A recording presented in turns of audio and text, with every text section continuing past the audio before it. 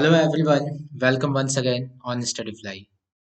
तो last lecture में हमने क्या पढ़ा था? इलेक्ट्रोस्टैटिक एपिसोड 1, है ना? और एपिसोड 1 जो हमारा था उसके अंदर हमने क्या कवर करा था? Properties of charges. Properties of charges जिसके अंदर हमारे पास दो पार्ट्स थे, है ना? तो प्रॉपर्टीज ऑफ चार्जेस हमारा क्लियर हो चुका है। एंड आफ्टर दैट एपिसोड 1 खत्म होने के बाद अब यहाँ एपिसोड 2 हम लोग स्टार्ट करेंगे। ऑलराइट। तो जहाँ हमने एपिसोड 1 को एंड किया था एग्जैक्टली वहीं से पिकअप करने वाले हैं इस एपिसोड में। एंड यहाँ पर भी सेम चैप्टर है, आपका चैप्टर चेंज नहीं हुआ है, which is electric charges and fields. Alright. तो देख लेते हैं आज हमें कौन कौन से टॉपिक्स कवर करने हैं। So the first topic to be covered is, कौन सा टॉपिक है? Classification of materials. Okay, classification of materials. And the second topic is methods of charging. ठीक है। तो बेसिकली हमारे पास यहाँ पे दो टॉपिक्स हैं, classification of materials and methods of charging. और दोनों के दोनों काफी बेसिक से हैं। ठीक है, तो आज का भी लेक्चर मान के चलो काफी बेसिक होने वाला है। So let's start with this topics. तो पहला टॉपिक जो हमारा आज का है वो क्या है? Classification of materials. देखो, अब मटेरियल्स को तो बहुत तरीके से हम लोग क्लासिफाई कर सकते हैं ना, बट यहाँ चूंकि हम इलेक्ट्रोस्टैटिक्स पढ़ रहे हैं तो डेफिनेटली इलेक्ट्रिकल प्रॉपर्टीज के बेसिस पे ही हम यहाँ पे क्लासिफाई करने वाले हैं। तो यहाँ पे जो क्लासिफिकेशन होगी that will be based upon electrical properties, है ना? Electrical properties. अब देखो, so based on the electrical properties पे बेस्ड हम क्या कर सकते हैं? किसी भी मटेरियल को, यानी जितने भी मटेरियल्स हमारे पास है उसे तीन टाइप्स में हम लोग क्लासिफाई करते हैं। The first one is conductor, second one is insulator and the third one is semiconductor. ठीक है। तो ये एग्जैक्टली वही सारी चीजें हैं जो आप बचपन से पढ़ते आ रहे हैं, है ना? Conductors, insulators and semiconductors. अच्छा, अब इसके अलावा एक और भी चीज होती है जो यहाँ नहीं लिखी हुई है, दैट इज डाइलेक्ट्रिक्स। ठीक है, तो डाइलेक्ट्रिक्स के बारे में हम लोग चर्चा करेंगे, अभी नहीं, इलेक्ट्रिक फील्ड्स पढ़ने के बाद। सो अभी हम क्या समझते हैं कि based on the electrical properties of the materials they can be classified into three types: conductors, insulators and semiconductors. चलो, बहुत बेसिक टॉपिक है तो बहुत ज्यादा टाइम नहीं लेंगे अपन। फर्स्ट टॉपिक, हमारा फर्स्ट जो क्लासिफिकेशन है that is, first type is conductors. ठीक है, तो कंडक्टर्स क्या होते हैं? तो बचपन से हमने पढ़ रखा है कि सर कंडक्टर्स तो वही होते हैं जिनमें चार्जेस का फ्लो काफी अच्छे से हो जाता है या बहुत इजीली चार्जेस फ्लो करते हैं। ऑलराइट। सो हम क्या कह सकते हैं कि कंडक्टर्स क्या होते हैं? कि a conductor is a material through which charges can flow easily, है ना? उन मटेरियल्स को हम कंडक्टर कहते हैं जिनके थ्रू चार्जेस बहुत इजीली फ्लो कर सकते हैं। ऑलराइट। तो यहाँ पे जैसे कि अगर मैंने यहाँ पर एक, देखो क्या लिया है, चार्ज कंडक्टर लिया है मैंने। क्या लिया है? Charge conductor. अब सर इसमें कौन सी नई बात है या कौन सी बड़ी बात है? चार्ज कंडक्टर तो ले लिया आपने। तो देखो, चार्ज कंडक्टर के केस में हमेशा हमें क्या याद रखना है? देखो तो बच्चों, अगर इसके किसी भी एक पार्ट पे हम लोग चार्ज देंगे, मान लो हम लोग बाहर से चार्ज लेकर आ रहे हैं, this is a conducting ball, और इसके ऊपर मैंने चार्ज रख दिया। ठीक है, ऊपर में चार्ज मैंने रख दिया, इस पार्ट पे मैंने चार्ज रख दिया।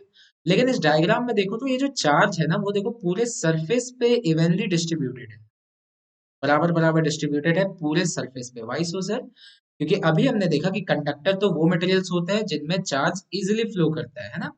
तो आप चाहे किसी एक कॉर्नर पे क्यों ना चार्ज दो, वो फ्लो करता हुआ पूरे सरफेस पे यूनिफॉर्मली डिस्ट्रीब्यूट हो जाता है। ऑलराइट। तो this is a property of conductor. अब आप बोलोगे सर ऐसा क्यों होता है? Why do charges flow so easily inside a conductor? तो इसका रीजन क्या होता है ना कि conductors do have free electrons. ठीक है, शायद बचपन में आपने पढ़ भी रखा होगा कि इनके पास क्या होता है? फ्री इलेक्ट्रॉन्स होते हैं। अच्छा, फ्री इलेक्ट्रॉन्स क्या होते हैं? देखो, सपोज आपके पास, आपने एटॉमिक स्ट्रक्चर तो पढ़ रखा है कि सर न्यूक्लियस होता है, उसके बाद उसके चारों ओर ऑर्बिट में इलेक्ट्रॉन्स घूम रहे होते हैं कुछ इस तरह से, है ना? कुछ ऐसा ही हो रहा होता है। अब मेरी एक बात सुनना, ये मान लेते हैं यहाँ पे मेरे पास एक कंडक्टर है। ठीक है, this is a conducting material. तो उसी तरह से इस कंडक्टिंग मटेरियल भी तो एटम से ही बना हुआ होगा। तो इस कंडक्टिंग मटेरियल का मैंने कहा एक छोटा सा एक एटम बाहर निकाल के उसके बारे में चर्चा कर लेते हैं। ऑलराइट। अब यहाँ देखो, इस एटम के बीच में न्यूक्लियस होगा और इलेक्ट्रॉन चारों ओर ऑर्बिट्स में घूम रहे होंगे। अब ये जो सबसे आउटर मोस्ट सेल होता है, क्या उसे ही हम लोग वैलेंस सेल कहा करते थे? तो वैलेंस सेल में जो इलेक्ट्रॉन है उसके और इस न्यूक्लियस के बीच जो अट्रैक्शन होता है ना वो काफी कम होता है बहुत सारे मटेरियल्स में, ठीक है। खास करके जो कंडक्टर्स होते हैं उन कंडक्टर्स के एटम्स के अंदर हमें क्या देखने को मिलता है कि ये जो इलेक्ट्रॉन है ना जो वैलेंस सेल में बैठा हुआ है और ये जो आपका न्यूक्लियस बीच में है, इन दोनों के बीच जो फोर्स ऑफ अट्रैक्शन है वो काफी कम होता है। अब बहुत सारे रीजन है इसके पीछे, केमिस्ट्री में और डिटेल में आपने पढ़ा होगा, स्क्रीनिंग इफेक्ट है, फिर आपका डिस्टेंस रेडियस ज्यादा है तो डिस्टेंस ज्यादा तो फोर्स वहां पे अट्रैक्शन की फोर्स कम हो जाती है, ठीक है। तो बहुत सारे रीजन है। पर क्या होता है कंडक्टर्स के अंदर इनके बीच ये जो वैलेंस इलेक्ट्रॉन होता है ना उसके और न्यूक्लियस के बीच जो फोर्स ऑफ अट्रैक्शन है वो काफी कम होता है या वीक होता है। और वीक होने के कारण ये इलेक्ट्रॉन बाहर निकल जाता है। ऑलराइट, ये अपने वैलेंस सेल से बाहर निकलकर इस मटेरियल के अंदर इधर उधर भटकता रहता है। आई बात समझ में? तो इन्हीं इलेक्ट्रॉन्स को हम लोग क्या कहते हैं, फ्री इलेक्ट्रॉन्स। क्यों फ्री इलेक्ट्रॉन्स कहते हैं? क्योंकि ये अपने वैलेंस सेल से निकल चुका है, एटम से निकल चुका है और अंदर में उस मटेरियल के अंदर फ्रीली घूम रहा है। That's why it is known as free electrons. और ये फ्री इलेक्ट्रॉन्स ही होते हैं, ठीक है, ये फ्री इलेक्ट्रॉन्स ही होते हैं जिसकी वजह से कि कंडक्टर अपनी प्रॉपर्टी शो कर पाता है, या आप कह सकते हो कि कंडक्टर के अंदर चार्जेस बहुत इजीली फ्लो करते हैं, ठीक है। तो this is one of the reason. इसके अलावे और भी कुछ चीजें हैं जो हम डिस्कस कर सकते हैं कंडक्टर के बारे में, लेकिन अभी डिस्कस नहीं कर रहे हैं क्योंकि अभी हमारा ये चैप्टर स्टार्ट हुआ है। जैसे जैसे आगे चल के इलेक्ट्रिक फील्ड पढ़ेंगे तो और चीजों के बारे में हम लोग डिस्कस करेंगे कि कंडक्टर के अंदर इलेक्ट्रिक फील्ड जीरो हो जाता है, और जीरो होता है तो क्यों होता है, ये सारी चीजें बाद में डिस्कस की जाएगी, ठीक है। अभी के लिए इतना आपका जानना काफी था कि कंडक्टर वो मटेरियल्स होते हैं जिनमें चार्जेस इजीली फ्लो करता है, और कंडक्टर के किसी एक पार्ट पे भी आप चार्ज दोगे तो वो पूरे इंटायर कंडक्टिंग बॉडी पे यूनिफॉर्मली डिस्ट्रीब्यूट हो जाता है। और तीसरी बात, ये सारी चीजें इसलिए होती हैं बिकॉज कि किसी भी कंडक्टर के अंदर फ्री इलेक्ट्रॉन्स होते हैं, ठीक है। चलो आगे बढ़े। द नेक्स्ट थिंग इज, जो सेकेंड टाइप है आपका वो क्या है, इंसुलेटर है। तो इंसुलेटर भी सर हमने बचपन से ही पढ़ा है कि ये वो मटेरियल्स होते हैं जो इजिली इलेक्ट्रॉन को फ्लो नहीं करने देते हैं ना। अगर हम कहेंगे कि इजिली इलेक्ट्रॉन को फ्लो करने देंगे या इजिली किसी भी चार्ज को फ्लो करने देंगे तो ये बात सत्य नहीं है। किसके केस में? इंसुलेटर के केस में। इंसुलेटर के केस में it is very difficult for the charges to flow, ठीक है। तो हमने क्या लिख रखा है यहाँ पे देखो, we have written that insulator is a material through which charge flows poorly or not at all, ठीक है। तो एक चार्ज इंसुलेटर को देखने की कोशिश करते हैं। देखो यहाँ पे हमारे पास एक डायग्राम है जहां पे कि चार्ज इंसुलेटर बना हुआ है। अब अगर तुम इसे ध्यान से देखोगे तो यू विल फाइंड कि सर चार्ज तो इसमें यूनिफॉर्मली डिस्ट्रीब्यूटेड है ही नहीं, एक ही जगह पे कंसंट्रेटेड है सिर्फ। तो ये इसलिए होता है ना बच्चे, क्योंकि अगर आपके पास एक इंसुलेटिंग मटेरियल है और आपने सपोज उसके एक पार्ट में चार्ज डाल दिया, ठीक है ना, एक पार्ट में चार्ज डाल दिया, तो इंसुलेटर में तो चार्ज जो होते हैं वो फ्लो तो कर नहीं पाते, तो वो फ्लो करके पूरे बॉडी में फैल नहीं पाएगा, और जिस पार्ट में आपने चार्ज को रखा था उसी पार्ट में वो कंसंट्रेटेड रह जाएगा। ऑलराइट। तो ऐसा क्यों होता है सर, इसके पीछे का रीजन क्या है? तो सिंपल सी बात है, जो हमने बात करी थी कंडक्टर के केस में, कि कंडक्टर के केस में क्या होता है, they do have free electrons, पर इंसुलेटर के पास फ्री इलेक्ट्रॉन्स नहीं होते। Insulators do not have free electrons, do not have free electrons, ठीक है। और अगर फ्री इलेक्ट्रॉन्स होते भी है तो बहुत कम, negligible amount of free electrons, ठीक है। अगर होते भी है तो नेग्लिजिबल अमाउंट। समझ आया? तो ये छोटी छोटी बातें हैं, इंसुलेटर हो गया। तीसरी चीज जो हमारे पास है वो क्या है बच्चों? द थर्ड थिंग इज, या third type of material is semiconductor. Alright. तो सेमीकंडक्टर क्या चीज है? सेमीकंडक्टर देखो ये खुद में एक चैप्टर है, तो इसके बारे में अगर पूरा डिस्कशन करने जाए तो it will take 10 to 12 lectures. Alright. तो ये खुद में एक पूरा का पूरा चैप्टर है, तो हम डीप में बात नहीं करेंगे, बस अभी इतना समझ सकते हैं कि सेमीकंडक्टर्स वैसे मटेरियल्स होते हैं ना जो ना तो कंडक्टर होते और ना ही इंसुलेटर होते। नाम ही आपको बता रहा है, इट इज सेमीकंडक्टर, यानी ये ऐसे मटेरियल्स होते हैं जिनकी electrical properties conductors and insulators के बीच की होती है। ऑलराइट। ये कंडक्टर इतना इजीली चार्जेस को फ्लो नहीं होने देते हैं और ना ही चार्जेस को बिल्कुल पकड़ कर रखते हैं। ऑलराइट। तो electrical properties of semiconductors lies in between conductors and insulators. तो ये मोटा मोटा आपको समझ में आया कि तीन तरह के हमारे पास मटेरियल्स होते हैं on the basis of electrical properties. चलो, सो पहला टॉपिक तो हमारा खत्म हुआ जो आज हमने कवर करना था। What is the next topic? Second topic हमारा क्या है? इलेक्ट्रिफिकेशन या मेथड्स ऑफ चार्जिंग। इलेक्ट्रिफिकेशन क्या होता है? मान लो आपके पास एक बॉडी है जो कि न्यूट्रल है ना, ये बॉडी पूरी तरह से आपके पास न्यूट्रल है। अब आपको इसे चार्ज करना है, ऑलराइट। तो आप क्या करोगे? क्योंकि आपको पता है charge can neither be created nor be destroyed, तो आप चार्ज को बना तो सकते नहीं हो, पैदा तो करोगे नहीं। तो कहीं ना कहीं से चार्ज को उठाकर इस बॉडी पे लाके रखूंगा, है ना। ये न्यूट्रल बॉडी और इसे मुझे चार्ज करना, तो मैं क्या करूंगा? कहीं और से चार्ज उठाकर इस बॉडी पे रख दूंगा। तो इसी मेथड को हम लोग कहते हैं इलेक्ट्रिफिकेशन या मेथड ऑफ चार्जिंग भी कह सकते हैं, ऑलराइट। तो वी कैन से कि इलेक्ट्रिफिकेशन क्या होता है? इम्पार्टिंग या इम्पोजिंग, जो लिखना है, imparting charge on a body, charge on a body. ठीक है, इसे हम लोग क्या कहते हैं? इलेक्ट्रिफिकेशन। तो अब देखते हैं कि मेथड्स ऑफ इलेक्ट्रिफिकेशन कौन कौन से हैं, यानी वो कौन कौन से मेथड है जिसके जरिए हम किसी न्यूट्रल बॉडी को चार्ज कर सकते हैं, alright. So basically there are three methods of electrification. पहला आपका है चार्जिंग बाय फ्रिक्शन, फिर आपका है चार्जिंग बाय कंडक्शन, और जो एंड में आपका आता है that is charging by induction. So basically यहाँ पर ये तीन मेथड्स हैं जिसके जरिए आप किसी न्यूट्रल बॉडी को भी चार्ज कर सकते हो। या बेसिकली चार्ज कैसे करोगे? आप कहीं और से चार्ज लाकर उसमें रखना चाह रहे हो कहीं ना कहीं। तो एक न्यूट्रल बॉडी को चार्ज करने के ये तीन तरीके हैं। अब देखो यहाँ पे ये दो जो है ना, चार्जिंग बाय फ्रिक्शन और चार्जिंग बाय कंडक्शन, ये इसको कांटेक्ट मेथड्स भी कहते हैं, है ना, कांटेक्ट मेथड्स। क्यों कांटेक्ट मेथड कहते हैं? क्योंकि इन दोनों में चाहे आपको फ्रिक्शन के द्वारा चार्ज करना हो चाहे कंडक्शन के द्वारा चार्ज करना हो, इन दोनों में आपको कांटेक्ट की जरूरत है। ठीक है, अभी आगे चल के क्लियर हो जाएगा आपको। इन दोनों में कांटेक्ट की जरूरत है। जबकि ये जो तीसरा है ना, चार्जिंग बाय इंडक्शन, इसमें कोई कांटेक्ट की जरूरत नहीं है। You can say this is a non contact method. यहाँ पे किसी भी तरह के कांटेक्ट की जरूरत नहीं है। चलो तो एक एक करके तीनों मेथड्स को समझते हैं हम लोग। तो अच्छा, उससे पहले यहाँ पर डेफिनेशन भी लिखा हुआ है तो आप देख सकते हो। ये किस चीज का डेफिनेशन है? इलेक्ट्रिफिकेशन का, कि the method of imparting charges on the surface of a body is called electrification. वही सेम चीज जो मैंने आपको समझाया। चलो, तो पहला मेथड हमारा क्या था? Charging by friction. आराम से प्यार से इत्मीनान से समझो इस चीज को। चार्जिंग ऑफ फ्रिक्शन के बारे में हम लोग चलो इस तरह से एक एग्जांपल से समझते हैं। देखो यहाँ पे मेरे पास एक रॉड है। किस चीज का रॉड है सर? ये ग्लास रॉड है। क्या है? Glass rod. ठीक है, ग्लास का एक रॉड है, शीशे का एक रॉड है आपके पास। और साथ ही साथ देखो मेरे पास एक और चीज है। ये क्या है? कुछ कपड़ा सा लग रहा है sir. Yes, this is silk cloth. क्या है ये? Silk cloth. अब समझो ये आपके पास ये है ग्लास का रॉड और ये है सिल्क क्लोथ। आपने क्या किया? दोनों को रब करना स्टार्ट किया, है ना, घिसना स्टार्ट किया एक दूसरे पे, ऐसे करके घिसना स्टार्ट किया।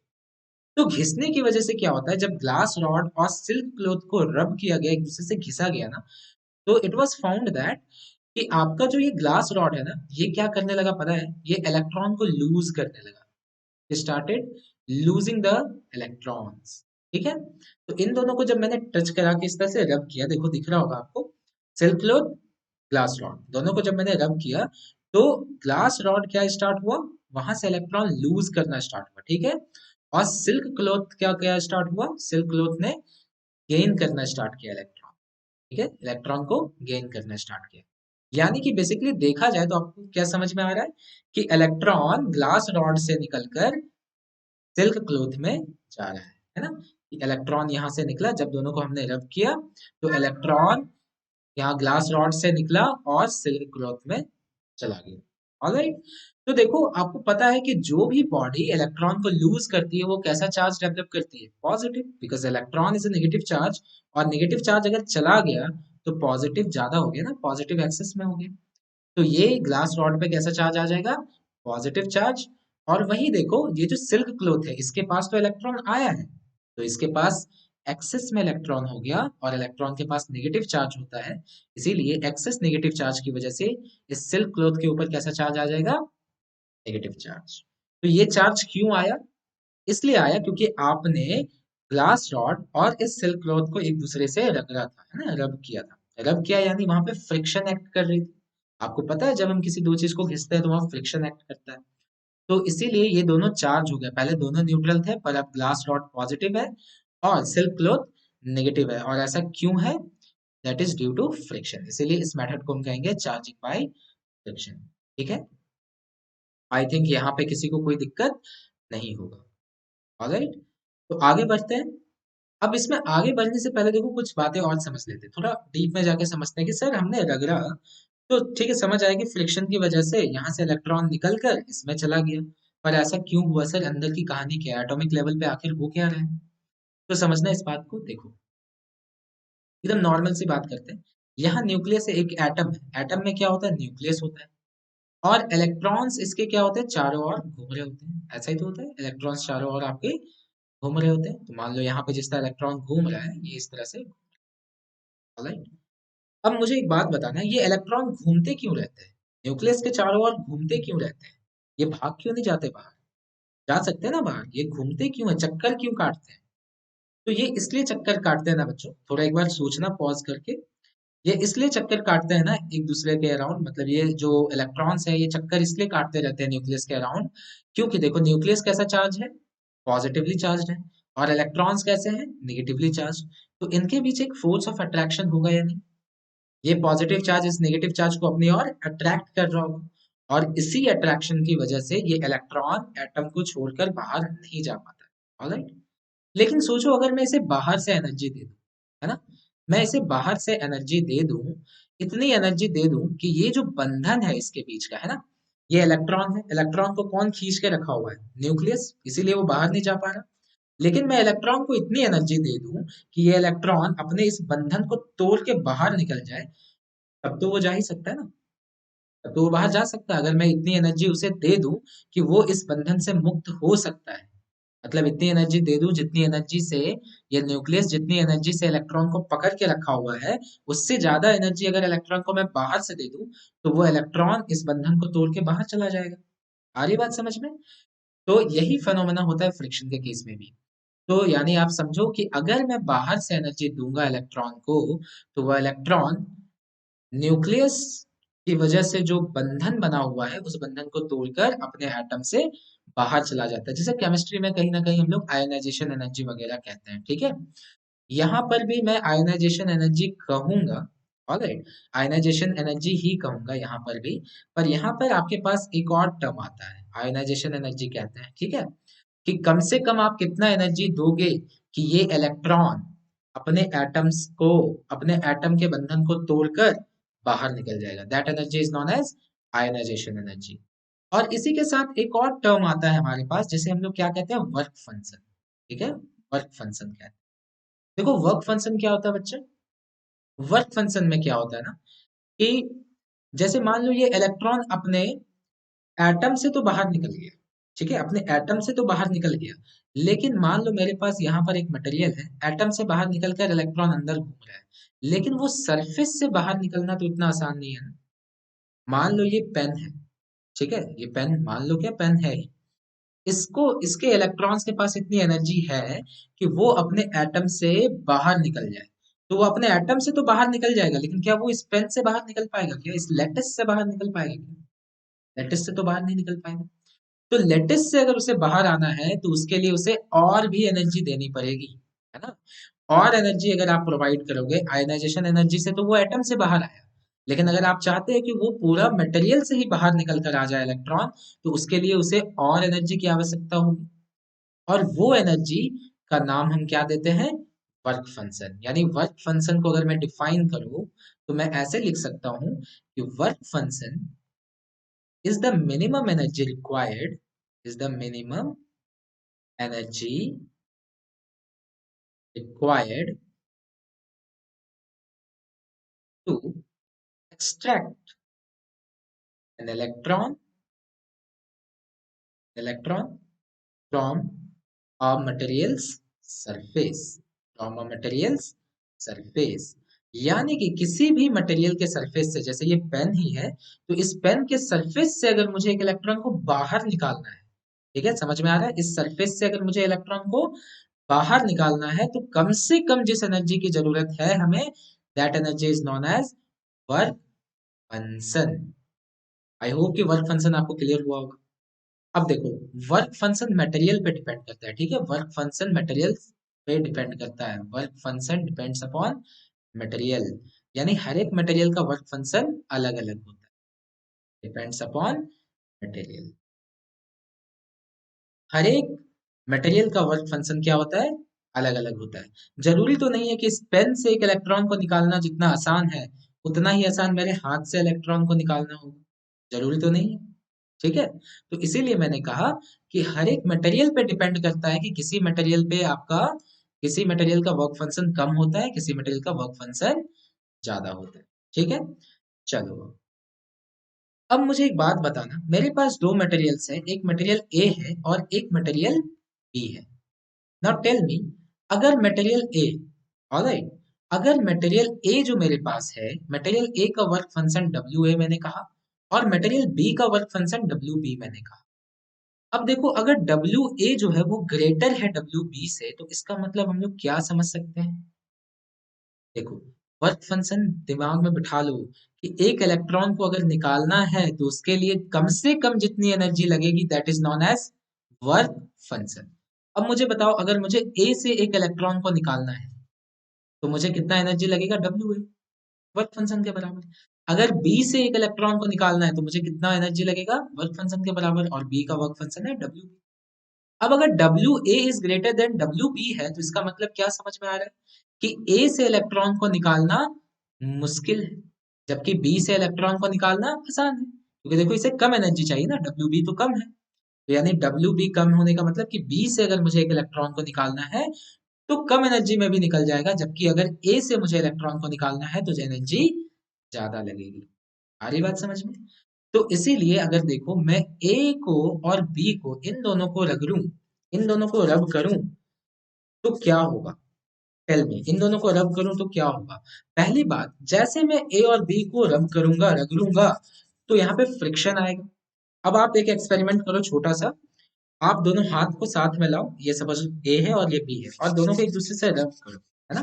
तो यहाँ पे देखो फ्रिक्शन एक्ट कर रही है, और हमें पता है जब भी फ्रिक्शन एक्ट करता है तो फ्रिक्शन के साथ क्या जनरेट होता है, हीट एनर्जी। देखो गर्म हो जाएगा आपका हाथ थोड़ी देर के बाद, यानी कि फ्रिक्शन के साथ हमारा क्या जनरेट होता है, हीट एनर्जी। तो यही heat energy work function provide करता है, यही हीट एनर्जी क्या प्रोवाइड करता है, वर्क फंक्शन। यानी कि इलेक्ट्रॉन को बाहर निकालने के लिए जो एनर्जी चाहिए वो एनर्जी कहाँ से आएगी, तो इसी हीट एनर्जी से आएगी। जब दो बॉडी को हम रब करेंगे तो हीट एनर्जी जनरेट होता है ड्यू टू फ्रिक्शन, और यही हीट एनर्जी उस बॉडी से इलेक्ट्रॉन को बाहर निकालता है। आई बात समझ में? अब देखो, जब ये हीट एनर्जी यहाँ पे इन दोनों को हम रगड़ेंगे तो यहाँ पे हीट एनर्जी डेवलप होगी। अब देखो, डब्ल्यू ए बड़ा था, यानी कि ए से इस वाले मटेरियल से इलेक्ट्रॉन को निकालना मुश्किल था, डब्ल्यू बी छोटा है मतलब कि इस वाले मटेरियल से इलेक्ट्रॉन को निकालना आसान है। तो इस वाले से इलेक्ट्रॉन को निकालना आसान है तो बहुत इजीली मुझे समझ में आ रहा है कि इलेक्ट्रॉन कहाँ से निकलेगा, बी से निकलेगा, बी से निकलकर ए पे जाएगा, क्योंकि बी से इलेक्ट्रॉन निकलना आसान है, कम एनर्जी में भी निकल जाता है। तो वो जल्दी से इस हीट एनर्जी को एब्जॉर्ब करेगा और यहाँ से इलेक्ट्रॉन निकल के कहाँ चला जाएगा, ए पे। तो देखो इलेक्ट्रॉन बी ने क्या किया, इलेक्ट्रॉन को लूज किया, बी ने इलेक्ट्रॉन को क्या किया, लूज किया, और जो इलेक्ट्रॉन को लूज करता है वो कैसा चार्ज होता है, पॉजिटिवली चार्ज। और ए के पास इलेक्ट्रॉन जा रहा है, यानी इलेक्ट्रॉन ने क्या किया है, गेन किया, सॉरी, जो ए है, ए ने क्या किया है, इलेक्ट्रॉन को गेन किया है। और जो भी मटेरियल इलेक्ट्रॉन को गेन करता है वो कैसा चार्ज हो जाता है, नेगेटिवली चार्ज हो जाता है। ठीक है, तो यहाँ पे आपको पूरा फंडा समझ में आया। इस फंडे को समझने के बाद मैं मोटा मोटा डायरेक्टली मैं आपको कंक्लूजन अगर बताऊं तो मुझे कंक्लूजन क्या मिला, उतना मैं, इतना तो कहानी से मुझे समझ आ गया कि आखिर अंदर कहानी क्या चलती है। पर सीधा सीधा अगर कंक्लूजन की बात करें, कंक्लूजन की बात करें तो, okay, just wait for a second, laptop को, ओके। तो अगर हम कंक्लूजन की बात करें बच्चों, तो कंक्लूजन क्या निकला, देखो वर्क फंक्शन किसका कम था, ए का, ए का वर्क फंक्शन ज्यादा था या कम था, देखो तो ज्यादा था। ज्यादा था तो वो कैसा चार्ज हुआ, देखो तो नेगेटिवली चार्ज हुआ। ये कैसा चार्ज हुआ, नेगेटिवली चार्ज हुआ। ऑलराइट, उसी तरह से मटेरियल बी को देखो तो, मटेरियल बी को देखो तो, मटेरियल बी में कैसा चार्ज हुआ, पॉजिटिव चार्ज आया। ठीक है, तो क्या मैं कह सकता हूं कि जिसका वर्क फंक्शन कम होता है, देखो डब्ल्यू बी क्या था, कम था, कम था तो ये कैसा चार्ज हुआ, पॉजिटिव। डब्ल्यू ए ज्यादा था, ज्यादा था तो ये कैसा चार्ज हुआ, नेगेटिव। तो क्या मैं कह सकता हूँ जिसका वर्क फंक्शन ज्यादा वो कैसा चार्ज होगा? रब करने के बाद कैसा चार्ज होगा? नेगेटिवली चार्ज होगा। और जिसका वर्क फंक्शन कम वो कैसा चार्ज होगा? पॉजिटिवली चार्ज होगा। तो बस ये पूरा कहानी था। कहानी को फील लेने के लिए समझ जाओ, अदरवाइज कंक्लूजन याद रखना है। ऐसे क्वेश्चन पूछे जाते हैं कि आपने दो मटेरियल को रब किया, ठीक है, दो मटेरियल को रब किया, एक का वर्क फंक्शन मैंने बोल दिया 5 यूनिट्स, दूसरे का वर्क फंक्शन 10 यूनिट्स, बताओ कौन पॉजिटिवली चार्ज होगा कौन नेगेटिवली चार्ज होगा? तो मुझे पता है जिसका वर्क फंक्शन ज्यादा है यानी जिसका 10 यूनिट्स है वो कैसा चार्ज होगा? नेगेटिवली चार्ज होगा। और जिसका वर्क फंक्शन कम है यानी 5 यूनिट वाला वो क्या होगा? पॉजिटिवली चार्ज होगा। ओके, तो this is a very important conclusion, इसे ध्यान में रखो। तो इस तरह से काम करता है आपका charging by friction. Should we move forward now? चलो, तो अगली चीज जो हमारे पास है that is charging by conduction. अब हमारे पास क्या है? Charging by conduction. तो चार्जिंग बाय कंडक्शन कैसे काम करता है सर? बहुत सिंपल है। कंडक्शन, अब कंडक्शन आपका वहीं पे काम करेगा ना जहां पे आपके पास कंडक्टर्स, ठीक है, ध्यान रखना। चार्जिंग बाय कंडक्शन तभी काम करेगा जब आपके पास कंडक्टर्स हो। इंसुलेटर्स के लिए ये वैलिड नहीं है। नाउ लेट्स सी, सपोज आपके पास दो बॉडीज है, ये एक बॉडी और ये एक दो दूसरा बॉडी। ये बॉडी चार्ज है, इसके ऊपर पॉजिटिव चार्ज है, ठीक है, और ये दूसरा वाला बॉडी क्या है ना, ये दूसरा वाला बॉडी आपका क्या है? न्यूट्रल है। दूसरा वाला बॉडी न्यूट्रल है। तो क्या होता है ना, और मैंने पहले कह दिया कि दोनों बॉडी कंडक्टिंग होनी चाहिए, दोनों बॉडी कंडक्टिंग होनी चाहिए तो ही चार्जिंग बाय कंडक्शन काम करेगा। अब देखो, अगर एक चार्ज बॉडी और एक अनचार्ज बॉडी को हम एक दूसरे के कांटेक्ट में लाएंगे, मान लो एक दूसरे के कांटेक्ट में लाते हैं, तो क्या होता है? आपको पता है कि कंडक्टर में चार्जेस बहुत इजीली फ्लो करते हैं, है ना, अभी हमने देखा।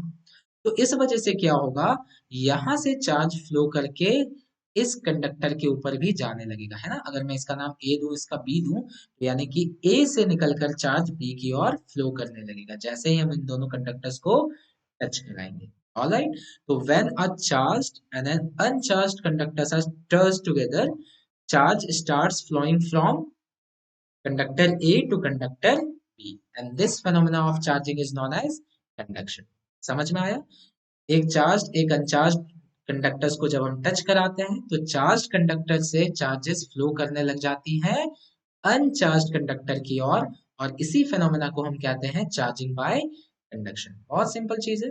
अब जब आप इन दोनों को अलग करोगे तो दोनों के पास चार्जेस होंगे, है ना, ये भी पॉजिटिव चार्ज ये भी पॉजिटिव चार्ज। पहले एक पॉजिटिव था दूसरा न्यूट्रल था। तो देखा आपने कि ये न्यूट्रल चार्ज आपका कैसे चार्ज में कन्वर्ट होगी, ठीक है, और कैसे कन्वर्ट हुआ? एक दूसरे से टच कराकर। तो इसी फिनोमेना को अपन क्या कहते हैं, इसी मेथड को कहते हैं चार्जिंग बाय कंडक्शन। अब चार्जिंग ऑफ कंडक्शन के बारे में कुछ मिथ्स हैं जो मैं ब्रेक करना चाहूंगा, अदरवाइज डेफिनेटली आप गलत करके आओगे एमसीक्यूज में। देखो, क्या मिथ मैं ब्रेक करना चाहूंगा? बहुतों को लगता है कि सर पहले बॉडी पे 2 कूलम का चार्ज था, दूसरा बॉडी न्यूट्रल था, है ना, दूसरा बॉडी न्यूट्रल था, दोनों को टच करा दिया सर हमने, एकदम मजे में टच करा दिया। तो मुझे पता है कि 2 कूलम वाले से चार्ज, क्योंकि ये चार्ज बॉडी है तो चार्ज बॉडी से चार्ज फ्लो करके न्यूट्रल बॉडी की ओर जाएगा। एंड फाइनली जब हम इन दोनों को अलग करेंगे तो अलग करने के बाद चार्जेस क्या हो जाएंगी? इक्वली डिस्ट्रीब्यूटेड हो जाएंगी। पहले 2 कूलम था और ये इस पे 0 था, अब दोनों इसके इससे चार्ज इस पे फ्लो होके गया, इसके पास 1 कूलम बचा होगा सर और इसके पास भी 1 कूलम आ गया होगा, है ना। 2 कूलम था तो एक एक कूलम में बट गया होगा, ठीक है। तो ये पहला मिथ है, ऐसा नहीं होता है, चार्जेस बराबर बराबर नहीं बटती हैं। कीप इन माइंड कि ऐसा जरूरी नहीं है कि चार्जेस बराबर बराबर बटे, जरूरी नहीं है कि 10 10 कूलम का आप एक बॉडी लो और एक न्यूट्रल बॉडी लो और कंडक्शन के बाद दोनों बॉडी के पास 5 5 कूलम का चार्ज आ जाए, ये जरूरी नहीं है। Equal distribution is not necessary in the method of conduction. भाग में डाल लो, यहाँ पे बच्चे गलत करते हैं। तो सर हमने तो पढ़ा था बराबर बराबर बट जाता है, बिल्कुल बटता है, पर कब बटता है? when the both conductors are when the both conductors या when both the conductors are, जब ये दोनों ही conductors when both the conductors are identical, समझ लो इस बात को, जब दोनों ही कंडक्टर आइडेंटिकल होंगे, एकदम एक जैसे, एक स्फेरिकल तो दूसरा भी स्फेरिकल, ठीक है, एक स्फेरिकल तो दूसरा भी स्फेरिकल, एक का रेडियस आर तो दूसरे का भी रेडियस आर बिल्कुल एक जैसे, मटेरियल सेम, सब कुछ मतलब बिल्कुल आइडेंटिकल होंगे शेप वाइज और साइज वाइज, तभी इक्वल डिस्ट्रीब्यूशन ऑफ चार्ज होगा, दिमाग में डाल लो। तभी इक्वल डिस्ट्रीब्यूशन ऑफ चार्ज होगा, हर केस में ऐसा नहीं होगा। ऑलराइट। तो अगर आइडेंटिकल बॉल्स होंगे, आइडेंटिकल कंडक्टर्स होंगे, तब आप कह सकते हो कि हाँ सर, एक 2 कूलम का था, एक न्यूट्रल का था, तो आफ्टर कंडक्शन दोनों के पास एक एक कूलम बराबर बराबर चार्ज आ जाएगा। बिल्कुल होगा, लेकिन व्हेन, जब दोनों ही बॉल्स या दोनों ही स्फीयर्स आइडेंटिकल होंगे तभी। आइडेंटिकल नहीं होंगे तो कोई जरूरी नहीं है कि दोनों चार्जेस बराबर बराबर हों। क्लियर है? अब देखो, इसके अलावा एक और मिथ है जो मैं ब्रेक करना चाहूंगा। देखो यार, मान लो आपके पास दो इस तरह से कंडक्टर्स हैं, ठीक है। एक कंडक्टर के पास देख लो, फिर से मैं बोल रहा हूँ, यहाँ आइडेंटिकल कंडक्टर्स की बात नहीं हो रही है, कोई जरूरी नहीं है कि ये लोग आइडेंटिकल है। अब देखो, एक के पास चार्ज है +2 कूलम और दूसरे वाले के पास है +1 कूलम। अब इन दोनों को अगर मैं टच करा दूं, ठीक है, इन दोनों को अगर मैं टच करा दूं, आप बोलोगे सर टच जैसे ही कराएंगे तो चार्ज का फ्लो स्टार्ट होगा, क्योंकि कंडक्टर्स हैं और कंडक्टर्स में तो कंडक्शन होता है, चार्जेस स्टार्ट्स फ्लोइंग। तो चार्ज कहाँ से कहाँ जाएगा? आप बोलोगे सर इस पे 2 कूलम है, इस पे 1 कूलम है, तो डेफिनेटली जिस पे ज्यादा है उससे चलकर जिस पे कम है उस पे जाएगा। हमें समझ आता है ये बात, कि जिस पे ज्यादा है उससे चलकर जिस पे कम है उसमें जाएगा। 2 कूलम वाले से 1 कूलम वाले की ओर जाना चाहिए।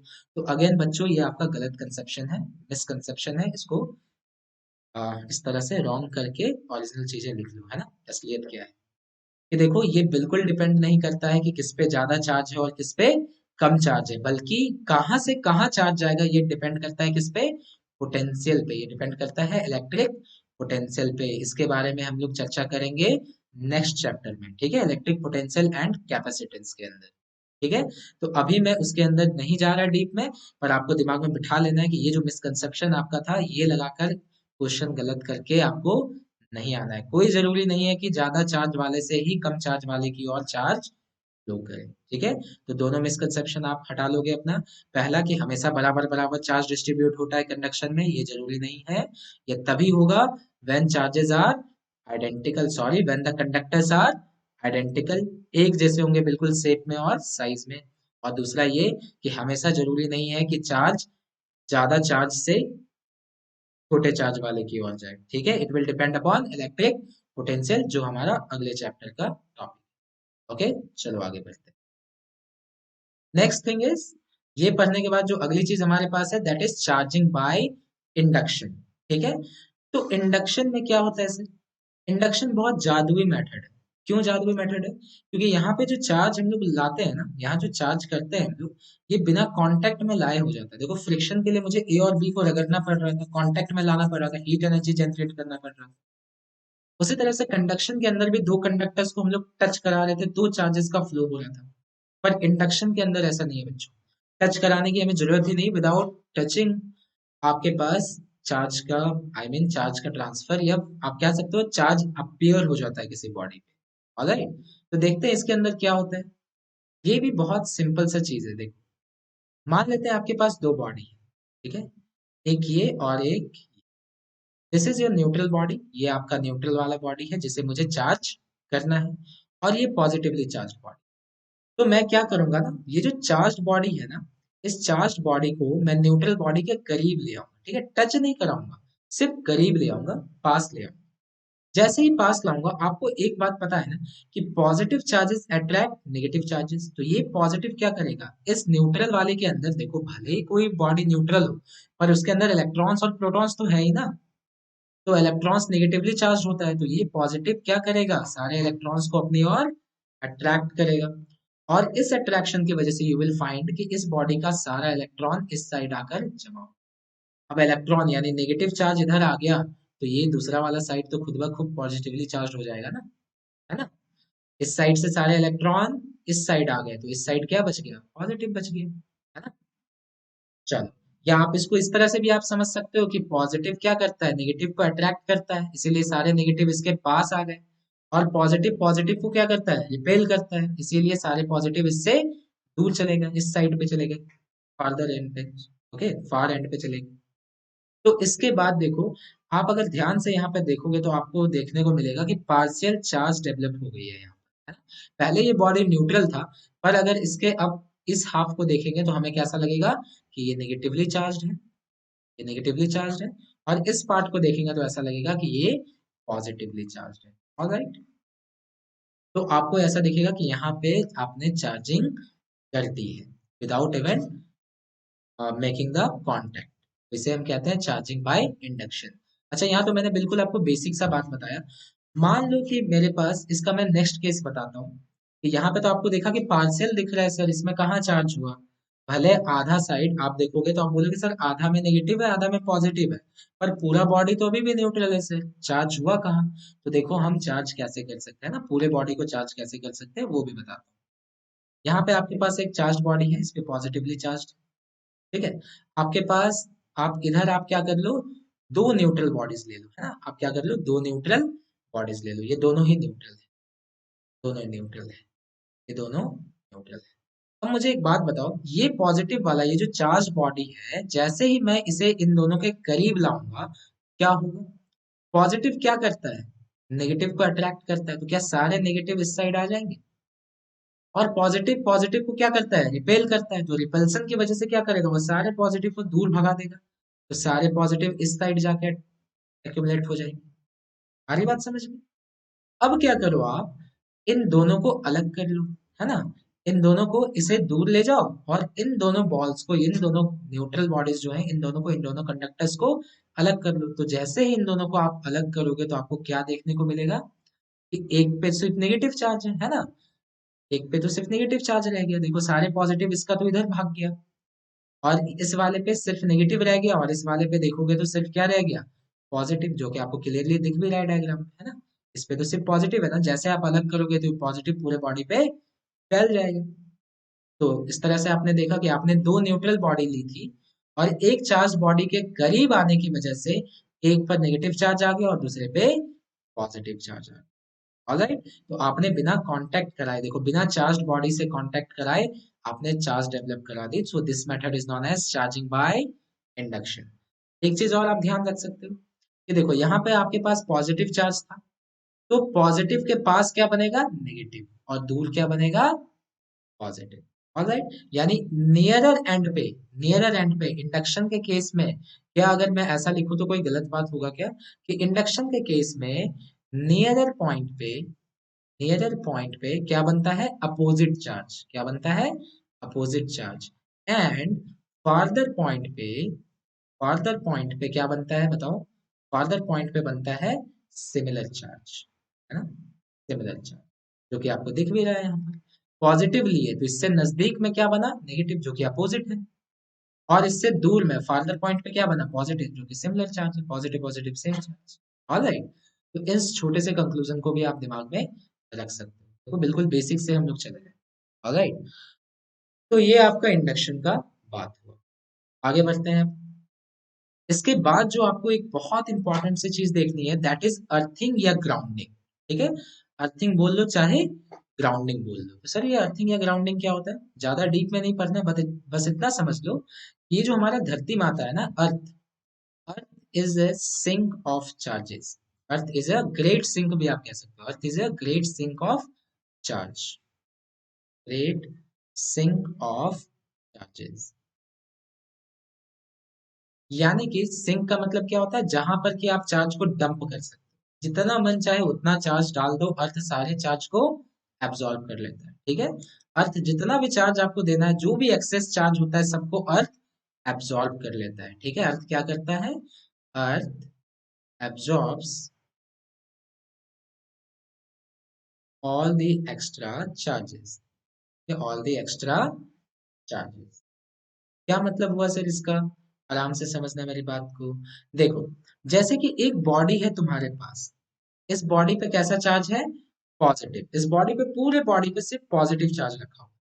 आप क्या करो, इसे अर्थ कर दो। यानी इसमें आपने सुना होगा आपके घर में कभी कभी वोल्टेज कम हो जाता है, आप बोलते हो सर, घर में आपने सुना होगा, ये बोलते हो कि लगता है अर्थिंग कट गई है ना, या लगता है अर्थिंग में कुछ प्रॉब्लम। वही वाली अर्थिंग है, ठीक है, पर वो इंजीनियरिंग एस्पेक्ट से अभी नहीं पढ़ रहे, बिल्कुल बेसिक पढ़ रहे हैं। तो यहाँ पे जैसे आपके पास ये पॉजिटिवली चार्ज बॉडी है, आप क्या करोगे, इसे अर्थिंग कर दोगे। देखो ये अर्थिंग का सिंबल है, याद रखना, this is the symbol for earth. इस तरह से हम लोग अर्थिंग बनाते हैं। तो जैसे आप अर्थिंग करोगे उसका, ये क्या होगा, मैंने क्या बोला, earth is a great sink of charges. Earth क्या करता है, जो भी एक्सेस चार्ज है, एक्स्ट्रा या एक्सेस चार्ज है, उस एक्स्ट्रा या एक्सेस चार्ज को अपने अंदर एब्जॉर्ब कर लेता है। तो ये क्या करेगा, सारे पॉजिटिव चार्ज को खींच लेगा। अर्थ क्या करेगा, सारे पॉजिटिव चार्ज को अपनी ओर खींच के एब्जॉर्ब कर लेगा। तो ये काम होता है अर्थिंग में। अब थोड़ा सा देखना, ये वाला जो मेरा केस था, है ना, ये वाला दिख रहा है, ये जो इंडक्शन में मैंने पहली बार बनाया था। अब जब मैंने इसे पहली बार जो मैंने बनाया था, इसमें ध्यान से देखो तो एक साइड पे इसका नेगेटिव चार्ज डेवलप हुआ था और दूसरे साइड पे पॉजिटिव चार्ज, है ना, फर्स्ट वाला केस जो इंडक्शन का था। अगर मैं इसके इस एंड को अर्थ कर दूं, है ना, इस वाले एंड को अर्थ कर दूं, तो क्या होगा, जो भी एक्सेस चार्ज है, इस पार्ट में कौन सा एक्सेस चार्ज है, पॉजिटिव। तो क्या सारे पॉजिटिव को अर्थ निगल जाएगी, अर्थ सारे पॉजिटिव चार्ज को क्या करेगी, एब्जॉर्ब कर लेगी। It is a great sink of charges. तो सारा पॉजिटिव तो धरती माता को चला गया, तो बचा क्या, क्या बच जाएगा बताओ, सिर्फ नेगेटिव बच जाएगा। तो ये बॉडी कैसी हो गई, नेगेटिवली चार्ज्ड। समझ आया कि अर्थ का क्या काम होता है, अर्थिंग का क्या काम होता है। अब आप देखोगे, हल्का सा आपके रियल लाइफ एप्लियंसेस से मैं कनेक्ट करके बताना चाहूंगा। जैसे कि आप देखते होगे कि सपोज आपके घर में फोन है ना, फोन का चार्जर में दो वायर होता है ना, देखो चार्जर के अंदर दो पिन होता है, ठीक है, दो पिन ही होता है सिर्फ। और सारी छोटी छोटी चीजें जो आपके पास हैं, जैसे अगर कोई और भी चीजें आपके पास, छोटी चीज अप्लायंस है, तो उसमें दो पिन होता है। लेकिन जैसे हम लोग बड़ी अप्लायंसेस की बात करते हैं, टीवी को देख लो, फ्रिज को देख लो, रेफ्रिजरेटर, इलेक्ट्रिकल आयरन को देख लो, इन सभी में आप देखोगे तीन प्लग होते हैं। तीसरा प्लग किस लिए होता है, तो तीसरा प्लग किस लिए होता है, अर्थिंग के लिए होता है। क्या होता है, अर्थिंग होता है। तो सर वहां पे अर्थिंग का क्या काम है, चलो जल्दी जल्दी मैं बता देता हूँ ये चीज। जैसे मान लो आपके घर में फ्रिज तो होगा, अगर किसी तरह से मान लो फ्रिज में फॉल्ट आ गया, ठीक है, किसी तरह से फ्रिज में फॉल्ट आ गया, बहुत तरह के फॉल्ट होती है, मान लो शॉर्ट सर्किट फॉल्ट आ गया। तो फॉल्ट की वजह से क्या होगा कि शॉर्ट सर्किट फॉल्ट आ गया, और मान लो चार्जेस जो तार है, तार से चार्जेस जो है निकल कर फ्रिज के बॉडी पे आ गई, है ना, फ्रिज का जो गेट होता है, मान लो गेट पे सारा चार्ज आ गया। शॉर्ट सर्किट का मतलब मान लो तार कट गया और वो बॉडी से टच हो गया, तो सारे चार्जेस कहाँ से कहाँ आ जाएंगे, तार से होते हुए सारे चार्जेस आपके फ्रिज के बॉडी पे आ जाएंगे। अब सोचो तुम्हारे फ्रिज के बॉडी पे चार्ज आ गया, तुम जाके फ्रिज खोल लो, बस चट्टाक से बहुत तगड़ा शॉक लगेगा, राइट। तो इस शॉक से बचने के लिए हम वहां पे तीसरी चीज, वो थर्ड पिन यूज करते हैं, विच इज अर्थिंग, है ना। अगर आपके फ्रिज के बॉडी पे चार्ज है, आप उसको टच करोगे तो शॉक लगेगा ना आपके, वो जो हम देखते हैं बहुत सारे हेवल्स वगैरह के प्रचार में, है ना, वैसा कुछ हो जाएगा। तो इसीलिए वहां पे तीसरी चीज होती है, दैट इज अर्थिंग। अर्थिंग क्या करा जाता है कि इस वाले बॉडी को हम क्या कर देते हैं, अर्थ कर देते हैं ग्राउंड में। तो अगर मान लो किसी फॉल्ट की वजह से आपके फ्रिज के बॉडी पे चार्ज आ भी गया, तो वो अर्थ किया हुआ है, और अर्थिंग की वजह से क्या होगा, सारे पॉजिटिव चार्ज या जो भी चार्ज, जो भी एक्सेस चार्ज आपके फ्रिज के बॉडी पे आया है ना, उसे अर्थ क्या करेगा, चूस लेगा। अभी तो मैंने बताया कि earth is a great sink of charges, it absorbs all the extra charges. तो सारे एक्स्ट्रा चार्जेस को ये एब्जॉर्ब कर लेगा, सारा पॉजिटिव को ये चूज कर अपने अंदर ले जाएगा, और फाइनली आपका फ्रिज में ये जो एक्सेस चार्ज का एक्यूमुलेशन हुआ था वो खत्म हो जाएगा, और आपको शॉक नहीं लगेगा। आई बात समझ में। तो इसीलिए जो हैवी अप्लायंसेस होते हैं वहां तीन प्लग होता है, तीसरा आपका अर्थिंग का होता है। तो काफी बातें हो गई अर्थिंग के बारे में, अब आगे बढ़ते हैं। यहाँ पे देखो आपके पास एक क्वेश्चन मुझे दिख रहा है ना, इस क्वेश्चन को डील करते हैं। क्या कह रहा है क्वेश्चन, क्वेश्चन कहता है how to make a neutral body positively charge without touching it. अच्छा, यानी कि एक न्यूट्रल बॉडी आपको दे दी गई है, और आपको उस न्यूट्रल बॉडी को पॉजिटिवली चार्ज बनाना है बिना टच की। तो चार्ज करना है, चार्ज करने के लिए मेथड ऑफ चार्जिंग मेरे पास है, तीन मेथड ऑफ चार्जिंग है, फ्रिक्शन, कंडक्शन, इंडक्शन। लेकिन टच नहीं कराना है, क्वेश्चन में कह दिया गया विदाउट टचिंग इट। तो विदाउट टचिंग कौन सा मेथड हमारा काम करता है, third method which is charging by induction. यानी मुझे इस क्वेश्चन के अंदर ये तो समझ आ गया कि क्या यूज करना है मुझे, चार्जिंग बाय इंडक्शन यूज करना है ना, चार्जिंग बाय इंडक्शन। अब देखो, चार्जिंग बाय इंडक्शन में भी आपके पास दो ऑप्शन है, मैं दोनों ऑप्शन बता देता हूँ। एक तो है कि आप अर्थिंग यूज कर सकते हो, और दूसरा ऑप्शन है बिना अर्थिंग यूज किए कर सकते हो, है ना। तो पहला ऑप्शन हम लोग ले लेते हैं कि अर्थिंग यूज करके, है ना, यूजिंग अर्थिंग। यूजिंग अर्थिंग, कि अर्थिंग यूज करते हुए कैसे हम एक न्यूट्रल बॉडी को बिना टच किए हुए यानी by the method of induction positively charge बना सकते हैं। तो मान लो मुझे पॉजिटिवली चार्ज बनाना है, तो मैं क्या करूंगा, मेरे पास ये वाला है न्यूट्रल बॉडी, इसे ही मुझे पॉजिटिवली चार्ज बनाना है। तो मैं क्या करूंगा, पॉजिटिवली चार्ज बनाना है ना, तो जस्ट इसका अपोजिट उठाओ। क्या उठाओगे, जस्ट इसका अपोजिट, पॉजिटिव का उल्टा नेगेटिव। तो मैं क्या करूंगा, एक नेगेटिवली चार्ज बॉडी ले आऊंगा, है ना, इसके नजदीक क्या ले आऊंगा, एक नेगेटिवली चार्ज बॉडी। मैं यहाँ क्या ले आया, एक नेगेटिवली चार्ज बॉडी। अब ये नेगेटिव क्या करेगा, इस बॉडी के अंदर जितने भी पॉजिटिव होंगे उसको अपनी ओर अट्रैक्ट कर लेगा, है ना, नेगेटिव पॉजिटिव को अट्रैक्ट कर लेगा। वही ये नेगेटिव बाकी दूसरे नेगेटिव को क्या करेगा, रिपेल करेगा, नेगेटिव नेगेटिव रिपेल करेगा एक दूसरे को। तो क्या सारे नेगेटिव रिपेल होके इस साइड पे आ जाएंगे, दूर भगा दिया ना, रिपेल कर दिए। तो ये कुछ ऐसा दिखेगा। अब जैसे ही ऐसा दिखा कि एक साइड आपका पॉजिटिव और एक साइड नेगेटिव है, आप क्या करो, आप नेगेटिव वाले साइड में क्या लगा दो, अर्थिंग लगा दो। तो जैसे ही आप इस साइड में अर्थिंग लगाओगे तो अर्थ क्या करता है, एक्सेस चार्ज को चूस लेता है। तो इस साइड जितने भी नेगेटिव चार्ज है उसको ये क्या करेगा, अपने अंदर एब्जॉर्ब कर लेगा। तो जैसे ही सारे नेगेटिव चार्ज एब्जॉर्ब हो गए तो बच क्या गया, सिर्फ और सिर्फ पॉजिटिव चार्ज। अब आप अर्थिंग हटा लो और इस चार्ज को भी हटा लो, अंदर में क्या बच जाएगा आपके पास, सिर्फ और सिर्फ पॉजिटिव चार्ज। ठीक है ना, सिर्फ आपके पास बच जाएगा पॉजिटिव चार्ज। तो बाय दिस मेथड आपने क्या किया, एक न्यूट्रल बॉडी को पॉजिटिवली चार्ज बॉडी बना दिया विदाउट इवन टचिंग इट। ठीक है, समझ आ गया सभी को। नेक्स्ट देखते हैं, सर ये तो आपने बताया यूजिंग अर्थिंग, अगर अर्थिंग यूज ना करें तो भी क्या ये काम पॉसिबल है, बिल्कुल पॉसिबल है। देखो, without using earthing, without using earthing, बिना अर्थिंग को यूज किए हम कैसे इसे पॉजिटिवली चार्ज कर सकते हैं। तो कुछ मत करो, ये तुम्हारा बॉडी है जिसे मुझे पॉजिटिवली चार्ज करना है, दिस इज न्यूट्रल। तो करना क्या है, एक और न्यूट्रल कंडक्टिंग बॉडी ले आओ। क्या करो, एक और न्यूट्रल कंडक्टिंग बॉडी ले आओ। यहाँ पे मैं एक और न्यूट्रल कंडक्टिंग बॉडी ले आया और इसके साथ टच करा दिया। ठीक है, इसके साथ मैंने क्या करा दिया, टच करा दिया, न्यूट्रल कंडक्टिंग बॉडी मैंने टच करा दी। अब मुझे यहाँ पे इस वाले बॉडी में कैसा चार्ज लाना था, पॉजिटिव, है ना, कैसा चार्ज लाना था, पॉजिटिव। तो जस्ट इसके अपोजिट उठा लो, एक अपोजिट उठा लो, इसका अपोजिट क्या होगा, पॉजिटिव का अपोजिट नेगेटिव। तो मैं एक नेगेटिवली चार्ज बॉडी को इसके नजदीक ले आऊंगा। जैसे ही मेरा नेगेटिवली चार्ज बॉडी इसके नजदीक आएगा तो क्या होगा, देखो ये सारे नेगेटिव को क्या करेगा, रिपेल करेगा और सारा नेगेटिव इस बॉडी के इस एंड पर एक्यूमुलेट हो जाएगा। जबकि ये नेगेटिव सारे पॉजिटिव को क्या करेगा, नेगेटिव अट्रैक्ट्स पॉजिटिव, तो सारे पॉजिटिव अट्रैक्ट होते हुए इस एंड पे आ जाएंगे। अब जैसे इस एंड पे आ गया, इन दोनों बॉडी को क्या करो, अलग अलग कर दो, है ना, और इसे भी हटा दो, इसे अब हटा दो, इसे रिमूव कर दो और इन दोनों बॉडी को अलग अलग कर दो। तो आपको क्या दिखेगा, इस बॉडी के पास कैसा चार्ज बच गया, सिर्फ और सिर्फ पॉजिटिव, और इस बॉडी के पास सिर्फ और सिर्फ नेगेटिव, है ना।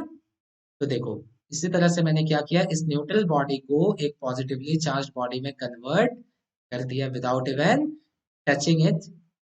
ठीक है, बिना इसे टच किए मैंने इसे कन्वर्ट कर दिया। ठीक है, तो basically there are two ways जिसमें आप by using method of induction charge कर सकते हो, एक जब आप अर्थिंग का यूज करोगे और दूसरा जब आप अर्थिंग का यूज नहीं करोगे।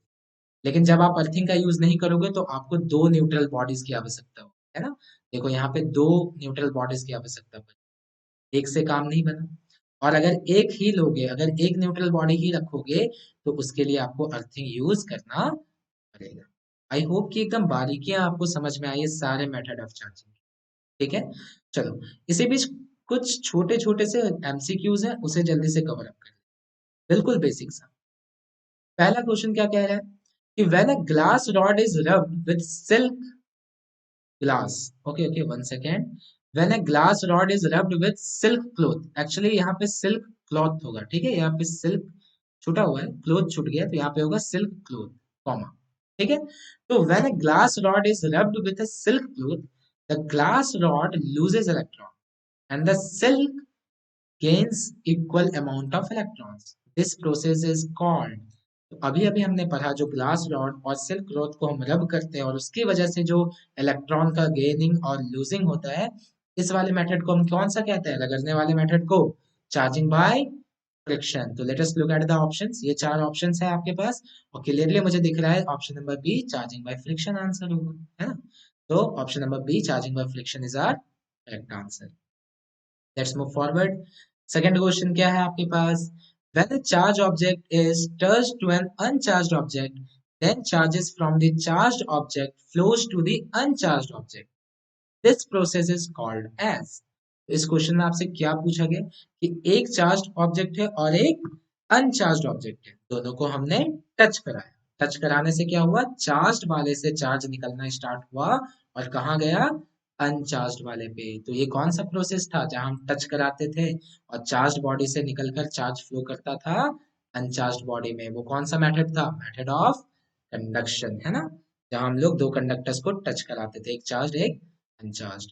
तो सारे ऑप्शंस को देख लो, this are the four options: charging by induction, charging by friction, charging by conduction, and charging by electricity. So clearly option number C, charging by conduction is our correct answer. ठीक है।